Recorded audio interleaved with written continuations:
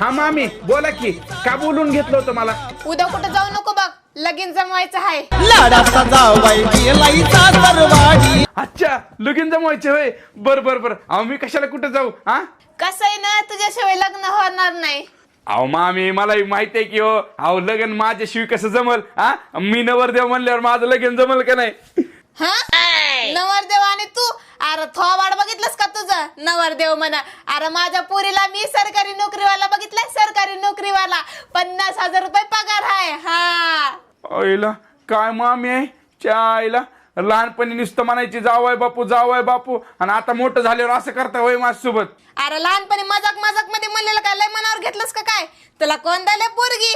तू बेरोजगार, ती सरकारी नोकरीवाला, काहीतरी वाटायला पाहिजे का ना तुझ्या जीवाला? लाडाचा जावाई गेलाईचा सरवाडीला. लाडाचा जावाई गेलाईचा सरवाडी.